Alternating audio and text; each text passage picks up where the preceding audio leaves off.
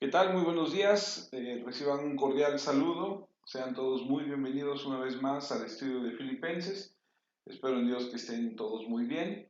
Les mando un afectuoso saludo, un abrazo fraternal y espero que Dios esté prosperando sus vidas. Hoy vamos a continuar en el estudio de Filipenses y como hemos dicho en semanas anteriores, estamos viendo lo que hemos denominado de alguna forma siervos espirituales modelos. Si bien es verdad que Jesús es nuestra máxima figura en cuanto a modelo espiritual, también es verdad que hay hombres en la escritura que nos permite Dios a través de sus vidas ver lo que ellos hicieron y de alguna forma identificarnos con ellos de manera más propia. Digo, de repente Jesús es nuestro máximo modelo y ese es el objetivo que debemos tener todos y cada uno de nosotros en cuanto a modelo espiritual. Pero hablando las semanas pasadas decíamos que a veces no nos sentimos a la altura de Él, ya que Él es 100% Dios, 100% hombre, pero muchos de nosotros nos vemos cortos. Y entonces empezamos a estudiar lo que escribe Pablo y cómo es que Él se pone como modelo y dice, sean imitadores de mí. Y aprendimos que Pablo es un hombre humilde, pero que también tiene a su lado en este momento de su vida a otro hombre que es también un modelo que también estudiamos la semana pasada, que se llama Timoteo. Ahora toca el turno de hablar acerca del tercer hombre llamado Epafrodito. Y vamos a leer Filipenses capítulo 2, versículos del 25 al 30. Ahí llegaremos a conocer quizás de una manera muy especial a este hombre maravilloso llamado Epafrodito, del que poco se sabe, pero por lo que escribe Pablo podemos nosotros tener acceso a esta información que él nos da acerca de Epafrodito. Vamos a orar, vamos a pedirle a Dios su discernimiento y que Él nos ayude. Señor, queremos en esta mañana primeramente darte gracias por la vida, por la oportunidad, Señor, de poder estar bien. Oramos porque tu misericordia, Señor, esté sobre nuestras vidas, nos proveas de las cosas que necesitamos y te agradecemos que a través de los medios que tú has permitido que se desarrollen, aun cuando no estamos juntos, podamos escuchar tu palabra y conectarnos y poder aprender de ti, Señor. Te pedimos, Señor, que tú tengas, Padre Santo, misericordia de cada uno de los que escuchan, Señor, tu palabra a través de estos medios y que los hagas crecer, madurar y los hagas entender los propósitos por los cuales tú nos permites pasar por estos tiempos. Ayuda a nuestras autoridades, Señor, a tomar decisiones sabias y correctas. Y en medio de esta pandemia, Señor, ayúdanos a acercarnos a ti, a vivir la vida que quieres que tengamos y a ser, Señor, cada día más como Cristo Jesús. Muchas gracias por los hermanos que escuchan. Gracias, Señor, por la oportunidad que nos das de predicar tu palabra y poder, Señor, aprender y madurar en Cristo Jesús. Amén.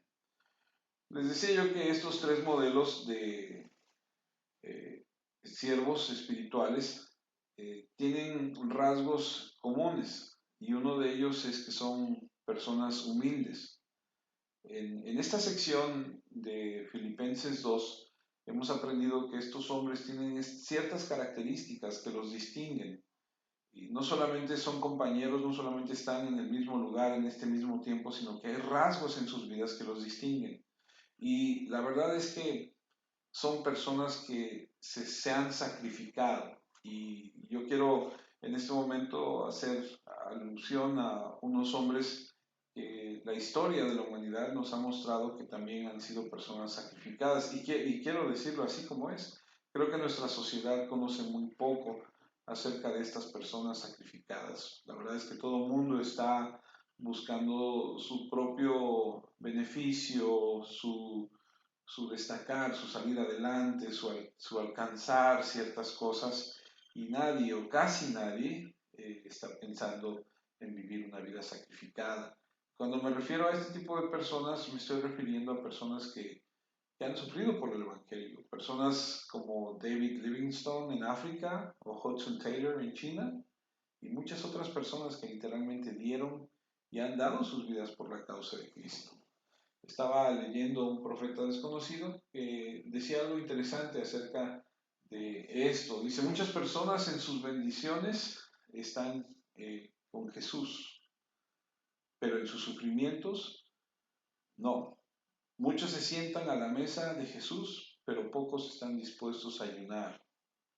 Muchos confesarán su palabra, su doctrina, su sabiduría, pero pocos abrazarán su vergüenza. Muchos proclaman su alabanza, pero si por un tiempo tienen que ser puestos a prueba, lo abandonarán.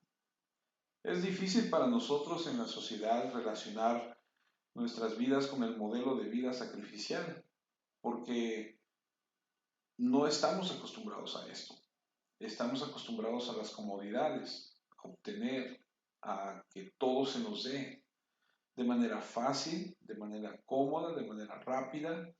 Ahora que estamos dentro de esta situación que estamos viviendo de la cuarentena, eh, hemos visto cómo podemos hacer compras a través del Internet. Sin salir de casa puedes obtener muchos beneficios. Está al alcance solamente de apretar unos botones, cualquier cosa casi, y estamos muy acostumbrados a ese tipo de cosas. No hay un modelo de vida sacrificial y para nosotros es difícil de entender esto. Entonces, cuando vamos a las escrituras y vemos, por ejemplo, la vida de Pablo, la vida de Timoteo, y ahora que vamos a aprender la vida de Epafrodito, vamos a ver qué es lo que hay en estas vidas, que es un común denominador. Son hombres a seguir, son hombres modelo. Así que cuando miras, por ejemplo, a Timoteo, como lo hicimos la semana pasada, dices, este es un hombre eminentemente talentoso, que tiene dones para predicar, para enseñar. Él es, de acuerdo a Pablo, el único espiritualmente capaz de poder ir en el nombre de Pablo y llevar la palabra a la gente que está en Filipos. Sabemos que Timoteo fue un hombre apartado por Dios, se ha convertido en un líder espiritual, ha estado entrenado bajo el apóstol Pablo, quien es un maestro, quien es un hombre talentoso, es un apóstol, un líder, y Pablo dice, no puedo identificar a otro con estos rasgos y solamente puedo enviarte a Timoteo. Y hace 2 semanas estuvimos hablando de él hace una semana de Timoteo y hace 2 semanas del apóstol Pablo. Y aprendimos que Pablo es un estadista, es un apóstol, quizá el mejor cristiano, dicen algunas personas que haya vivido. Y hoy vamos a hablar acerca de Epafrodito.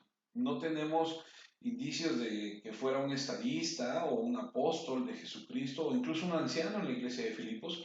No se dice nada que nos haga creer que su ministerio fue algo dramático o dinámico, inolvidable, que sacudiera la tierra.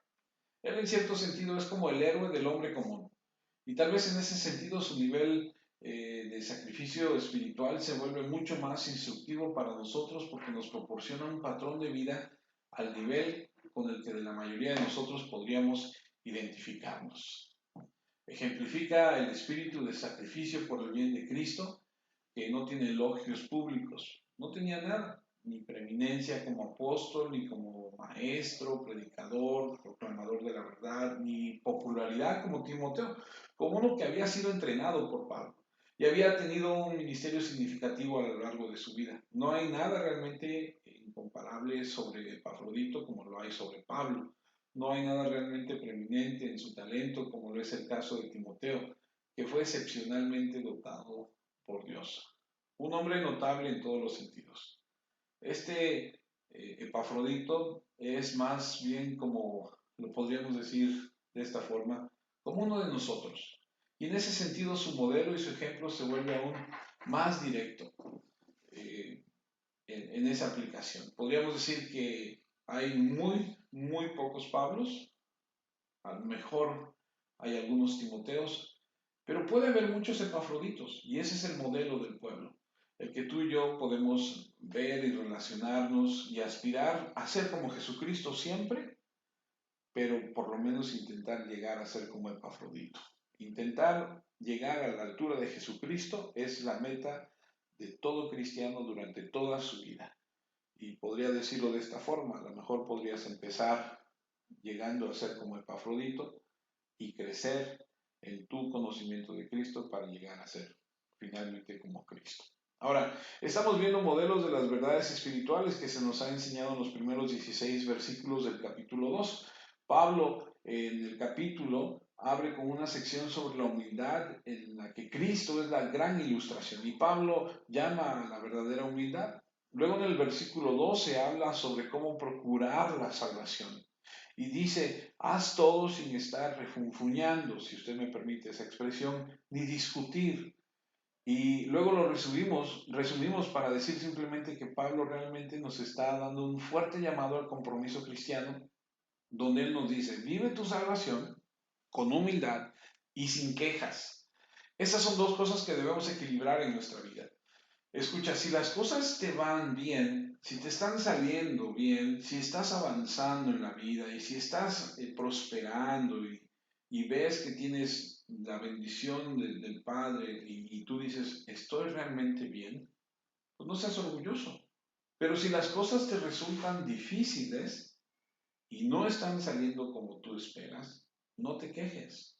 Vive tu salvación con humildad y sin quejas. Y luego para ayudarnos a ver más claramente cómo funciona, nos da tres modelos. Eran un modelo de hombres desinteresados, humildes, que vivían la salvación sin quejarse. Aprenderemos algo bien interesante en esta sección de Filipenses 2, porque la verdad es que la palabra de Dios siempre es de riqueza para nuestra vida y es bien importante que pongas atención. Así de esta manera llegamos a Epafrodito, que es nuestro tercer modelo.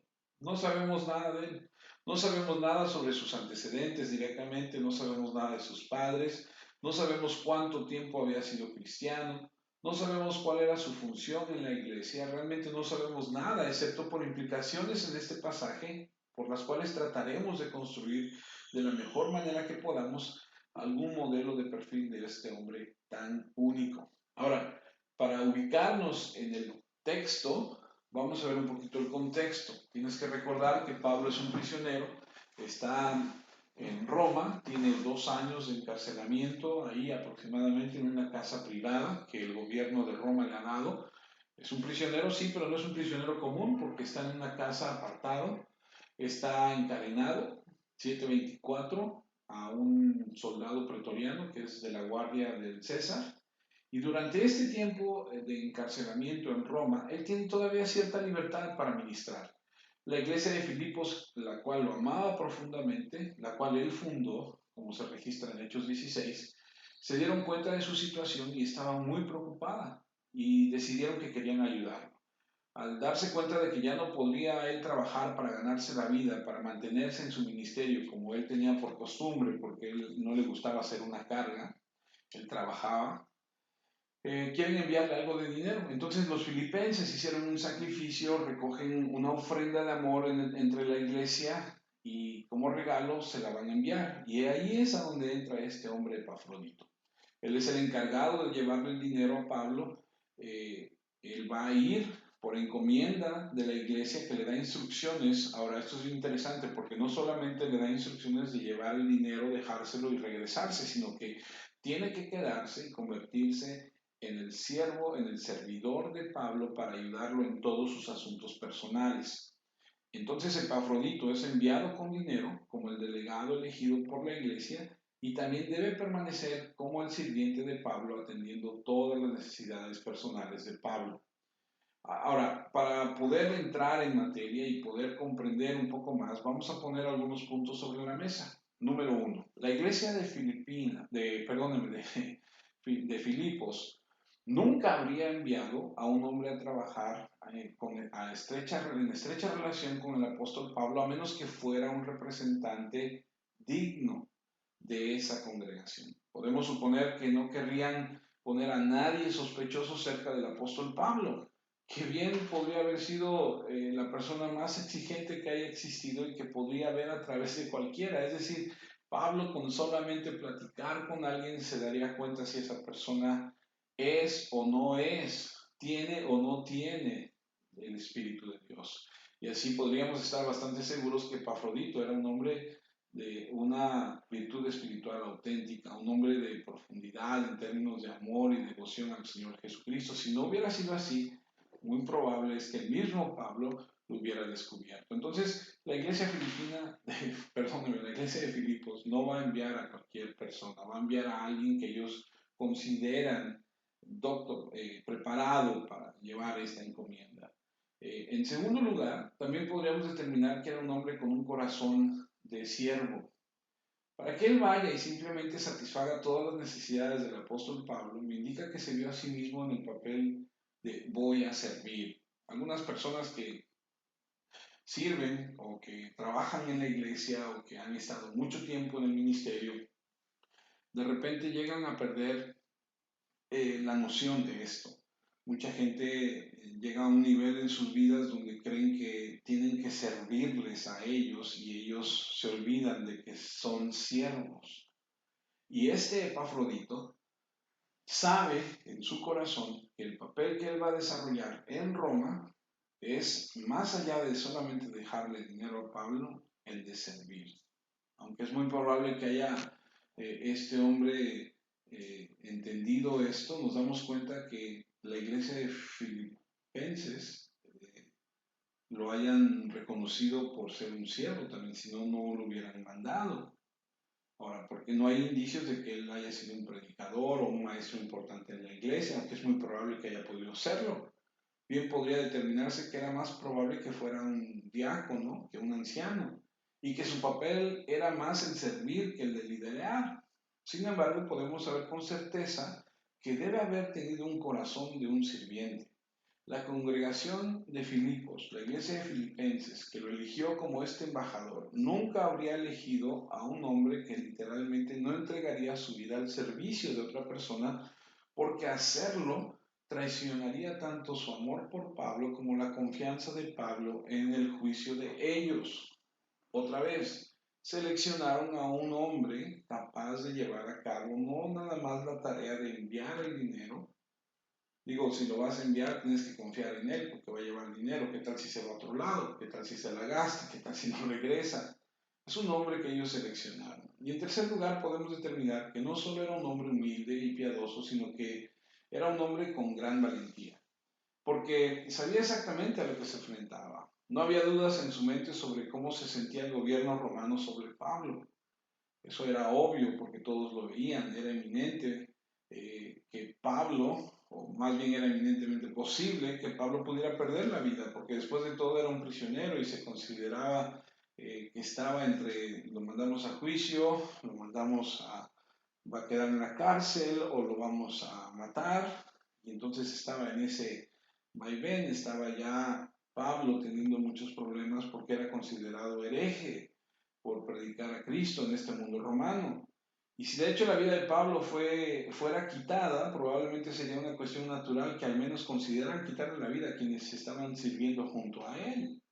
Entonces él conocía bien el riesgo al que él se iba a enfrentar. Entonces por eso decimos que no solamente es un hombre que ha sido seleccionado porque es de confianza, que ha probado que tiene cierto nivel espiritual, no solamente es un hombre que es servicial, sino también es un hombre valiente. Entonces aquí hay un hombre piadoso, o no habría sido elegido, que es un sirviente elegido para hacer lo que más se ajusta a sus dones y que tiene el valor para entrar en un ambiente hostil, donde uno al que sirve es odiado, rechazado, y aún así él está dispuesto a hacer todo esto. Ahora, más allá de eso, no sabemos nada de él. Hay una forma corta del nombre Epafrodito en griego y es Epafras, y la Biblia menciona en Colosenses 1:7, y es interesante mencionarlo porque no es el mismo. ¿Y por qué lo digo? Para no confundirnos. En Colosenses 1:7 dice, como lo habéis aprendido de Epafras, nuestro consiervo amado, que es un fiel ministro de Cristo para vosotros, no hay una razón para identificar que estos dos sean uno, para no después pensar que este mismo, mira, aparece otra vez en Colosenses o en Colosas. No, no hay una razón para hacerlo. Creemos que son dos personas diferentes. Otra cosa que podría ayudar a comprender a este hombre es que tiene un nombre muy común. El nombre Epafrodito es un nombre que se extrae de un dios griego. ¿Has oído hablar del nombre Afrodita? Has escuchado ese nombre seguramente, la diosa del amor. En Roma era conocida como Venus, diosa del amor, y entre los griegos como Afrodita.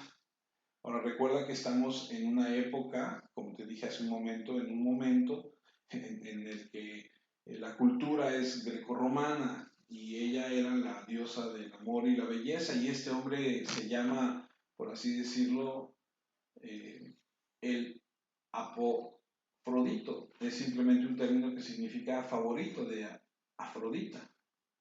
¿Y qué nos dice esto? Bueno, que él salió de un ambiente pagano. Eso es lo que nos dice. Los cristianos nunca nombrarían a un niño así. La iglesia de la primera generación no tendría antecedentes de hacer ese tipo de cosas, por lo que asumimos que es una familia pagana, que en algún momento él se convirtió. Es muy probable que su familia adorara a otras deidades, es decir, a esta diosa Afrodita. Es como si alguien le pone Juan Dieguito, ¿verdad? Uno de sus hijos, en alusión a el hombre del que todos conocemos. Entonces el hombre salió de un contexto pagano, convertido a Cristo. No sabemos de dónde sale, no sabemos dónde fue, no sabemos de qué manera. Muy probablemente, muy posiblemente podría haber sido cuando Pablo fundó la iglesia de Filipos. Podría haber sido de los primeros conversos y haber estado ahí desde el principio, pero no lo sabemos con certeza. Sin embargo, sabemos que se ha convertido en un cristiano, que es clave en la iglesia, que es un hombre sacrificado, porque ha dejado su hogar, su empleo, su ministerio, su iglesia, sus amigos. No sabemos a ciencia cierta si era casado. En el caso de que hubiera sido casado, dejó a su esposa, dejó a sus hijos, si es el caso, para ir a servir al apóstol Pablo, un hombre sacrificado. Ahora, esas son algunas de las cosas generales que sabemos sobre este hombre, pero vamos a ser un poquito más específico y aquí entramos a lo que es la escritura.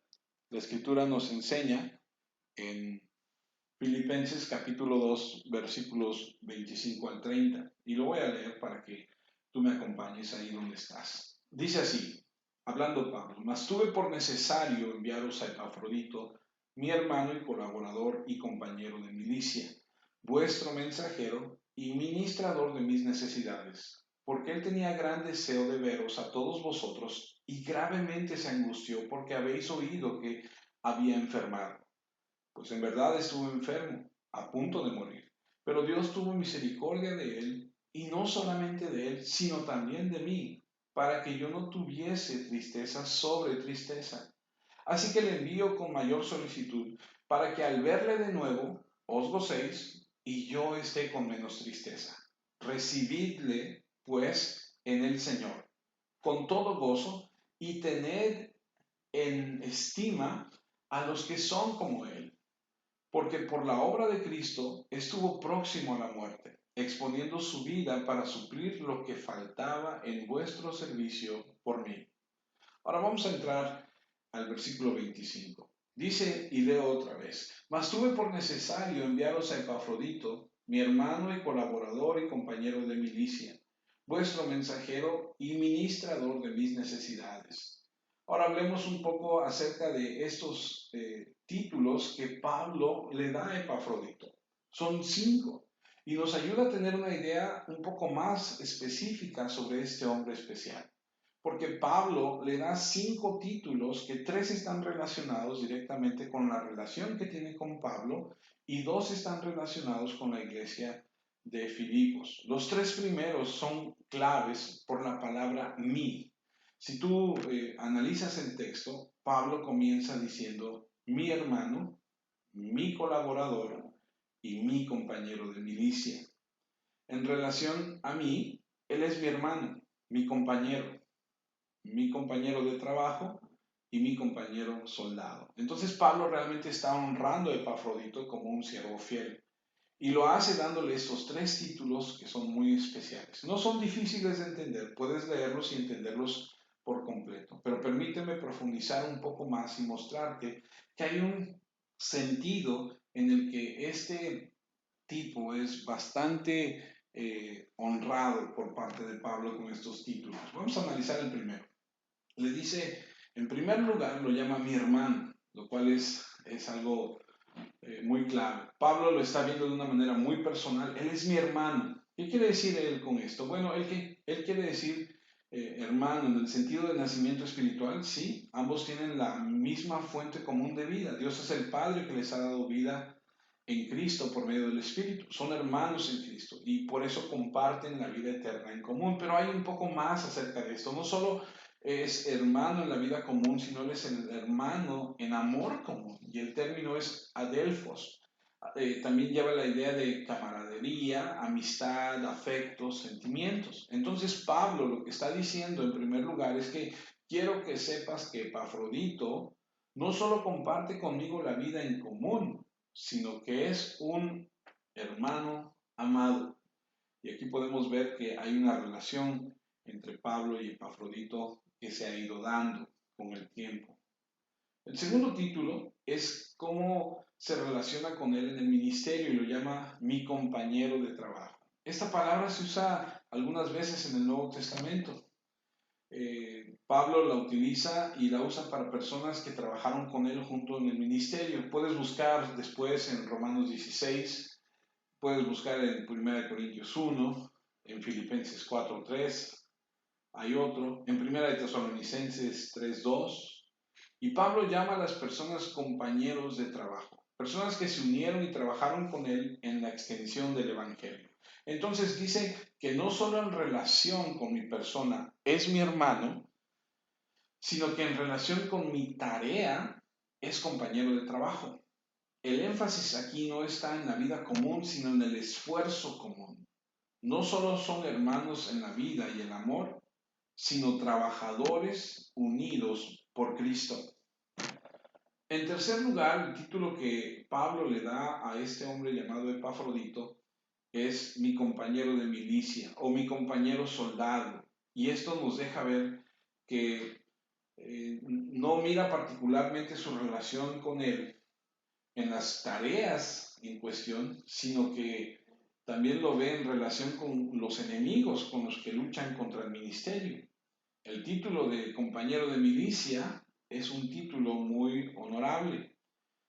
Investigando un poco esa palabra, que también se usa en Filemón, los registros bíblicos se utilizan esa palabra en alguna ocasión especial para honrar a un soldado. Generalmente un soldado común, cuando se le decía este título, el objeto era hacer que ese soldado fuera igual al comandante en jefe. Cuando tú le dices, eres mi compañero de milicia, ya no estamos hablando de un subordinado, estamos hablando de dos al mismo par.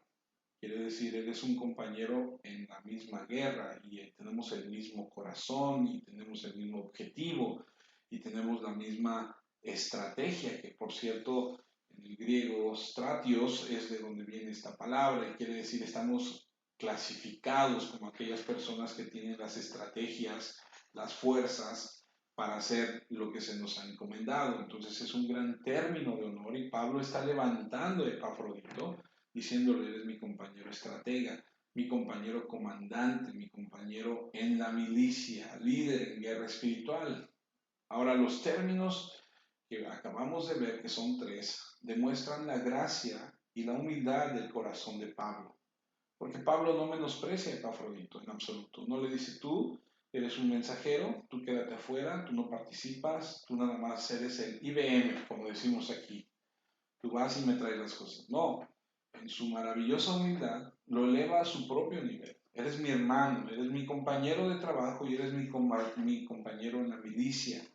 Este es el corazón humilde de este gran apóstol. En ese término, compañero o soldado, es importante porque nos indica que no solamente trabajaban en lo mismo y tenían los mismos conflictos con los enemigos del ministerio, sino que nos deja ver, denota que hay un conflicto precisamente, e indica que mientras Pablo estaba luchando, él también estaba luchando. Y cualquiera que viniera a este entorno junto con Pablo, ciertamente estaría en esa misma lucha. Y Epafrodito probablemente estaba luchando no solo con los hombres, sino también con los demonios, no solo con el enemigo terrenal, sino con el enemigo celestial, no solo con la dimensión carnal, sino también con lo espiritual. Tú sabes que el ambiente espiritual es fuerte y no solamente dice la Biblia que las luchas que tenemos no son contra carne y sangre. Ahora, esto es bien interesante y nos deja ver esta pequeña porción, esta palabra de compañero de milicia, que hay esta lucha. Ahora, los otros dos títulos nos permiten ver que están relacionados estos dos títulos con la iglesia filipina, ya no con Filipinas, perdónenme, de Filipenses.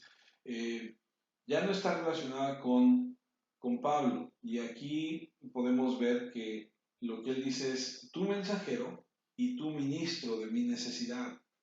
Ahora, mensajero es la palabra apostolos, de la cual obtenemos la palabra apóstol. Él fue el apóstol de la iglesia de Filipos. Ahora, alguien podría decirme, ¿esto significa que era como los 12 apóstoles? ¿O como Pablo? ¿Él es un verdadero apóstol en ese sentido? Déjame tratar de aclararte esto, porque hay otras designaciones aquí. Acompáñame a Romanos 16:7. Romanos 16:7 dice en la versión Reina Valera, saludad a Andrónico y a Junias, mis parientes y mis compañeros de prisiones, los cuales son muy estimados entre los apóstoles y que también fueron antes de mí en Cristo. Ahora, por esa expresión tú podrías pensar que son estimados entre los apóstoles y que eso significaría que los apóstoles los valoran, pero que no son apóstoles. Pero cuando vas a otras versiones te das cuenta que están hablando de que esos hombres son considerados apóstoles en ese grupo. Déjame tratar de enseñarte lo que dice Palabra de Dios para todos, mismo libro, mismo capítulo, mismo versículo. Saludad a Andrónico y a Junias, que son mis parientes y estuvieron conmigo en prisión. Ellos se han destacado entre los apóstoles y se unieron a la fe de Cristo antes que yo. La versión nueva, versión internacional, mismo libro, mismo capítulo, mismo versículo. Saluden a Andrónico y a Junias, mis parientes y compañeros de cárcel, destacados entre los apóstoles. Ahora, ¿eran igual a los apóstoles estos hombres que los 12 y que Matías, que reemplazó a Judas, y luego Pablo, que también fue apóstol? ¿Este es un título oficial? Bueno, es oficial en cierto sentido, pero déjame ayudarte a entender esto. Los 12 apóstoles son únicos, porque los 12 apóstoles, y debes entender esta distinción, son apóstoles del Señor Jesucristo, tal como lo marca Gálatas 1:1. Dice Pablo, apóstol, y luego dice, no de hombres, ni por hombres, sino por Jesucristo y por Dios el Padre que lo resucitó de los muertos. Aquí nos enfatiza muy bien que Pablo, cuando escribe esto, hace una aclaración y dice, es por Jesucristo y por Dios el Padre.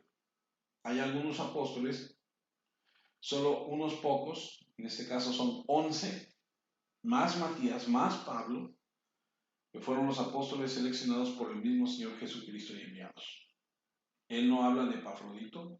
Epafrodito es el apóstol de la iglesia de Filipos, y aquí está esta simple distinción. Por ponerlo de alguna forma, los apóstoles con letras mayúsculas fueron los enviados por Cristo, los apóstoles con letras minúsculas fueron los enviados por la iglesia. Él no es un apóstol de Cristo en el sentido de que lo asignó directamente el Señor, sino es un apóstol de la iglesia. Él no es un apóstol llamado y enviado de manera única por Jesucristo, él es el apóstol enviado por la iglesia, elegido por la iglesia de Filipos, y esta es una distinción muy importante que debemos hacer. Los primeros apóstoles de Cristo, la segunda categoría de apóstoles de la iglesia, y así Él es el enviado por la iglesia, no por Cristo personalmente. Ahora, el segundo título relacionado con la iglesia es que Él es el ministro de las necesidades de Pablo. Ahora, la palabra para ministro aquí necesita nuestra atención por un momento. Y no quiero ponerme demasiado técnico, pero debo decirte que tiene una idea fundamental. La palabra tiene que ver con el servicio sagrado sacerdotal, del que hoy recibimos la palabra liturgia, que se usa en relación con este tipo de adoración. Él viene como sacerdote litúrgico, por así decirlo. Él viene como el sirviente ceremonial para ministrar a Pablo. Es un término espiritual, es un término religioso, porque acuérdate que Él trae la ofrenda y Él viene a suplir, a ministrar. Por eso el versículo 25 dice, mas tuve por necesario enviaros a Epafrodito, mi hermano y colaborador y compañero de milicia, vuestro mensajero, es donde decimos que es el apóstol, y ministrador de mis necesidades. Y aquí vemos que Pablo va a explicar el por qué lo va a mandar de regreso. Porque imagínate que de repente llega Epafrodito un día a la iglesia a los filipenses, allá en Filipos, y de repente le van a decir, ¿y tú qué haces aquí? Si te enviamos allá para que te quedaras con Pablo. Ya sea que fuera librado o liberado o que muriera, pero ¿qué estás haciendo aquí? Entonces Pablo va a explicar que a pesar de estas cualidades y del hecho de que él es su hermano, a quien ama, su compañero de trabajo, a quien necesita, y es un compañero soldado que pelea con él la batalla, lo está enviando de regreso. Y aquí entramos al versículo 26. Porque él tenía gran deseo de veros a todos vosotros y gravemente se angustió porque había oído, porque habéis oído que había enfermado. Y la inquietud confusa que viene en un momento de agitación es la que está viviendo este hombre llamado Epafrodito. Y está inquieto y está angustiado. ¿Y por qué decimos esto? Porque escuchaste que estaba enfermo. Ahora, espera un momento, esto es difícil de creer. Escuchaste que no estaba bien, sabía que estarías triste y tu tristeza lo ha angustiado enormemente. ¿Cuál es la última vez que tú te sentiste completamente desorientado, inquieto y totalmente angustiado porque sabías que alguien se sentía mal por tu situación? Y su angustia estaba directamente relacionada con el hecho de que no estabas teniendo, no estabas bien. Y aquí lo que podemos ver es que nos demuestra la profundidad del amor que tiene hacia la iglesia de Filipos. Eso es lo que demuestra el vínculo que hay entre ellos. Es decir, Epafrodito está preocupado porque sabe que ellos están preocupados por él. Desafortunadamente en nuestra sociedad estamos más preocupados por las cosas que por las personas, por las posiciones que por las relaciones. Y así nos enojamos por las cosas y a menudo ignoramos cómo se sienten las personas porque no nos gustan más las cosas que las personas. Pero el vínculo que los filipenses tenían con este hombre era profundo y rico, y es evidente que este hombre estaba estresado por la tristeza que pudieran tener los de la iglesia de Filipos al enterarse que él había enfermado y estaba preocupado por ellos. Y entonces Pablo dice, tengo que enviárselos. No puede estar con esa sensación de que ustedes no saben que ya está bien. Amaba a estas personas tan profundamente que no quieren que se angustien. Eso es extraño para la mayoría de nosotros. Y Pablo podría haber dicho a Epafrodito, a ver, Epafrodito, por amor de Dios, tenemos que avanzar en el reino. Esto es algo importante, no te preocupes por cómo se sientan sobre ti, estás bien, ya después que se enteren, pero no. El problema, por así decirlo, es que Pablo se siente mal porque Epafrodito se siente mal porque los filipenses se sienten mal. Todos se sienten mal. Entonces Pablo dice, tienes que ir a verlos para que se tranquilicen, para que vean que estás bien. El versículo 27 dice de Filipenses 2, pues en verdad estuvo enfermo, a punto de morir. Pero Dios tuvo misericordia de él, y no solamente de él, sino también de mí, para que yo no tuviese tristeza sobre tristeza. Cuando Dios salva a alguien de la muerte, ¿sabes qué es misericordia? Porque la Biblia dice que la paga del pecado es muerte. El alma que peca morirá. El hecho de que respiremos de nuevo es misericordia. Es por eso que en los evangelios a menudo tienes misericordia conectada con sanidades. ¿Te acuerdas de aquellos mendigos ciegos que gritaban, Hijo de David, ten misericordia de nosotros? ¿Por qué?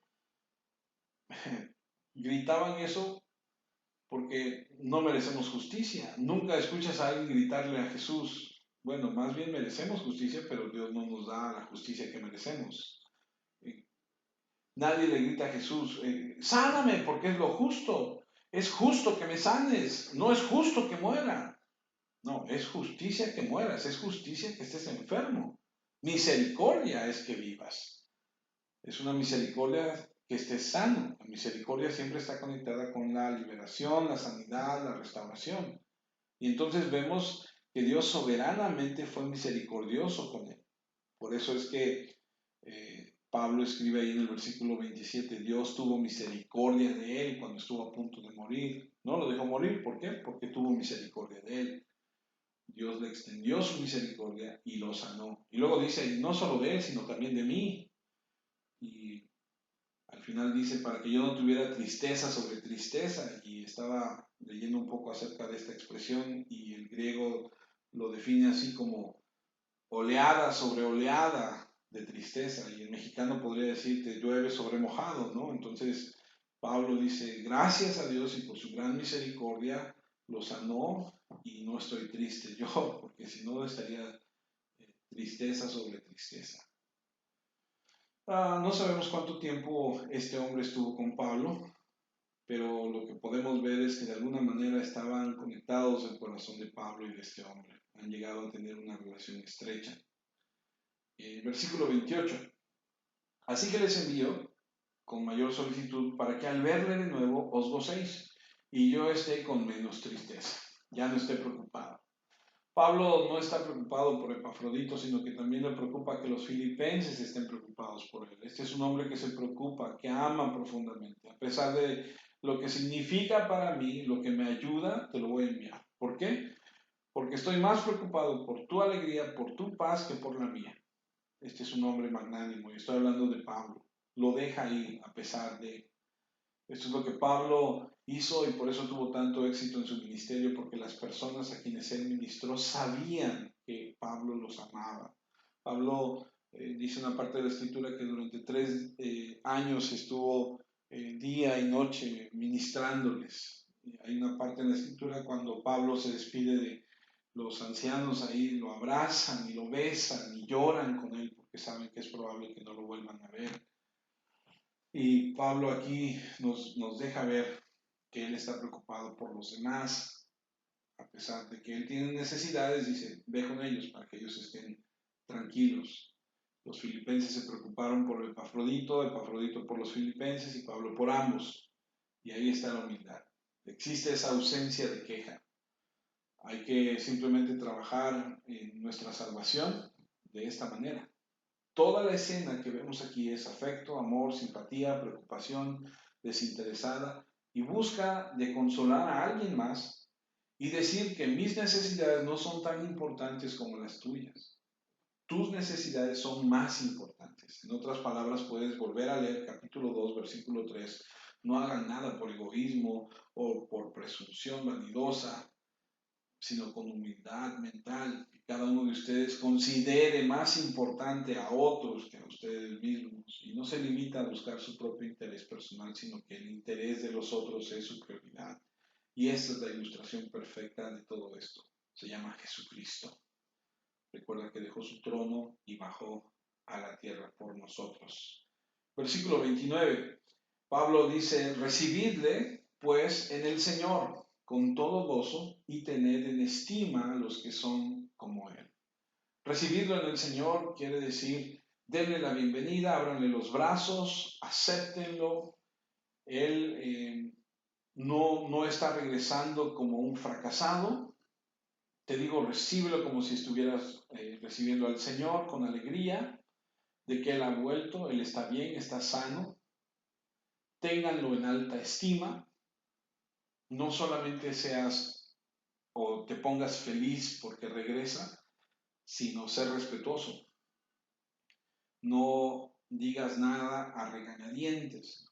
Bueno, no es como que pudieras pensar como algunas personas, mira, ya regresó, seguramente le fue mal. No, no es así. Tenlo en alta estima. Él es muy apreciado. Podría ser otra forma de decirlo.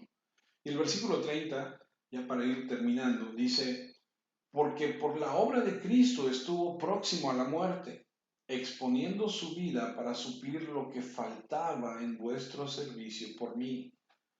Ahora, yo pregunto, ¿porque estuvo cerca de la muerte? ¿Qué lo trajo cerca de la muerte? ¿La obra de Cristo? ¿Qué tipo de enfermedad es la que te da por hacer la obra de Cristo? No conozco ninguna enfermedad que contraigas al hacer la obra de Cristo.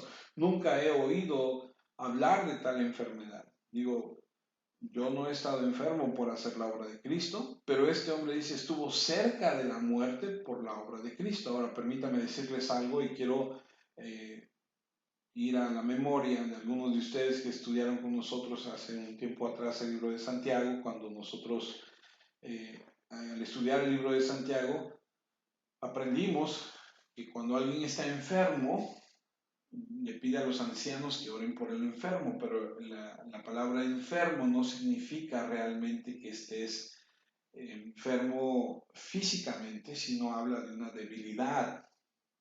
El término es asteneo y no creo que tenga que ver con una enfermedad física. No creo que haya enfermedad física por hacer la obra de Cristo. No creo que sea lo que está diciendo. Lo que dice sobre este hombre es que estuvo cerca de la muerte por la obra de Cristo. Ahora, ¿qué tipo de muerte te acerca al hacer la obra de Cristo en un ambiente hostil? Te voy a decir qué tipo. La muerte de un mártir. No creo que tenga que ver con enfermedad física, más bien lo que estoy creyendo es que es el martirio. Este hombre está involucrado en un conflicto espiritual, estaba involucrado en una batalla con las fuerzas del infierno y los impíos de la sociedad. Esa es la batalla en la que está involucrado. La incredulidad, el rechazo, la oposición espiritual, que se duerman los hermanos cuando escuchan este audio, que no vayan, que no hagan caso, etcétera, etcétera, etcétera. Hace algunos años atrás escuché a un pastor que decía que no pudo conseguir que le dieran un seguro de vida en Estados Unidos. Cuando le preguntaron a qué se dedicaba, él dijo, soy pastor. Y las empresas de seguros de vida le decían, a los pastores nosotros no los aseguramos porque tienen un límite muy corto de vida por el estrés tan grande que viven. Ahora, no es que se haga uno la víctima, como dicen por ahí, pero también estaba analizando lo que decía alguna persona por ahí. El predicar la palabra de Dios es algo extraordinario, es algo maravilloso, es algo que nos apasiona a aquellos que lo hacemos. Que usted aprenda, que usted crezca, que usted se madure y produzca fruto. Pero el hacerlo requiere de horas de preparación y luego requiere de algún tiempo para exponerlo. Y al exponerlo, uno experimenta después de terminar, uno experimenta un cansancio y dicen algunos que es como si hubieses trabajado 8 horas, ¿no? Una jornada de 8 horas de predicar la palabra. No sé si eso sea cierto o no, lo que sí te puedo decir es que sí hay un cansancio, sí hay entregas en este momento cuando predicas, te entregas algo que después cuando tú terminas quedas con cierto cansancio más allá de lo físico. Entonces, ¿qué significa eso? Creo que a eso se refiere Pablo, exponiendo su vida para suplir, es la siguiente frase, lo que faltaba de vosotros, de vuestro servicio por mí. ¿Y qué significa esto? Bueno, los filipenses querían servir a Pablo y era obvio que no podían porque estaban lejos, por eso enviaron a Epafrodito, y él estaba haciendo por Pablo lo que los filipenses no podían hacer. Y en ese proceso de servir a Pablo, estaba literalmente arriesgando su vida. Arriesgaba su vida porque Pablo era un prisionero. Pablo era odiado por los romanos. Pablo era despreciado por la sociedad que lo rodeaba. Siempre fue perseguido. Digo, nada más es muy lógico, ¿no? De entender o de comprender. Imagínate a este hombre queriendo hacer la voluntad de Dios, obviamente, queriendo servir a Pablo, que es odiado, y buscando acercarse a Pablo. Los soldados tal vez lo golpeaban, lo empujaban, no lo dejaban entrar, qué sé yo, tantas cosas, ¿no? Una situación difícil. Pero, y a eso se refiere con se enfermó, se debilitó. Ahora, Pablo escribe algo muy interesante en 2 Corintios 12:10 para ir cerrando. Por lo cual, por amor a Cristo, me gozo en las debilidades, en afrentas, en necesidades, en persecuciones, en angustias, porque cuando soy débil, entonces soy fuerte. ¿Qué tipo de cosas te llegan cuando estás sirviendo a Cristo? Insultos, persecuciones, dificultades. Y entonces dice, porque entonces cuando soy débil, entonces soy fuerte. Es el mismo tipo de debilidad aquí, el mismo término, el mismo significado. Es la debilidad que viene como resultado de colocarte en la posición de vulnerabilidad a un hostil, a un entorno impío que amenaza con quitarte la vida y arriesgó su vida en servicio. ¿Por qué? Porque tenemos aquí a un hombre llamado Epafrodito que es valiente, que es leal, fiel, servicial, sacrificado, que es franco, que casi pierde la vida. Así que aquí hay un hombre que simplemente se acercó al martirio. ¿Necesitas un mejor ejemplo de una vida de sacrificio? Aquí tienes a Pablo, Timoteo y a Epafrodito. Ahora, para terminar, la pregunta es, ¿qué tanto hay de Pablo en ti que sacrificó todo por Cristo? ¿Qué tanto hay de Timoteo en ti que se apartó de todas las atracciones para enfocarse solo en el interés de Cristo? Y en el último de los casos, ¿qué tanto hay de Epafrodito en ti? ¿Por qué estás dando tu vida? ¿A qué estás dando tu vida? Tenemos muy pocos de ellos y del Señor es el trabajo y espero en Dios que nos convenza en nuestro corazón para que pensemos como Epafrodito y entreguemos nuestra vida por una causa que no sea la propia. Esa expresión de realización personal es solamente contraproducente en todo lo que Dios te llamó a hacer, que es dar tu vida en sacrificio por la causa de Cristo y por el servicio de los demás en humilde sacrificio. Nos enfocamos en mejor casa, mejor coche, mejor estilo de vida, hijos en la universidad, obtener esto, obtener aquello, alcanzar esto, el título, etcétera, etcétera, y nos olvidamos que no estamos llamados a eso. Somos peregrinos en esta tierra. Nuestra ciudadanía está en el cielo. Este es un tiempo que estaremos aquí en la tierra, que es de preparación, que es para predicar a otros de Cristo, que necesitamos enfocarnos. Sin embargo, desafortunadamente muchos de nosotros estamos enfrascados en solamente qué voy a conseguir, qué voy a alcanzar, cuando la prioridad principal debe ser Cristo, su reino, establecer su reino y vivir para Él. Espero que estos tres ejemplos de vida, de humildad, nos sirvan, nos ayuden. Creo que es importante recalcarlo y volverlo a decir, algo que dijimos al inicio de este pequeño análisis, de esta pequeña predicación. Haz todo sin refunfuñar, sin discutir, vive tu salvación con humildad y sin queja. Y si las cosas van bien, no seas orgulloso, sé humilde. Y si las cosas van difíciles, no te quejes. Vamos a orar. Padre amado, queremos agradecerte porque nos has dado un tiempo en tu palabra. Ayúdanos a que esto se impregne y se haga carne en nosotros. Ayúdanos a ver la vida cristiana como tú la plasmas en tu palabra. Gracias por la vida de Pablo, de Timoteo, de Epafrodito. Gracias por la enseñanza. Gracias por permitirnos, Señor, darnos cuenta de todas las riquezas que hay en ella. Llévanos, Señor, a una madurez. Llévanos a un punto en nuestra vida donde crezcamos, donde demos, Señor, fruto abundante que glorifique tu bendito y santo nombre. Llévanos, Señor, a ese punto donde escuchemos tu palabra y la pongamos por obra, porque de nada sirve ser solamente oidores, Señor, y no hacedores de ella. Te ruego, Padre, que a través de tu palabra, Señor, tú nos permitas cada vez que estemos juntos, aunque sea por estos medios, crezcamos.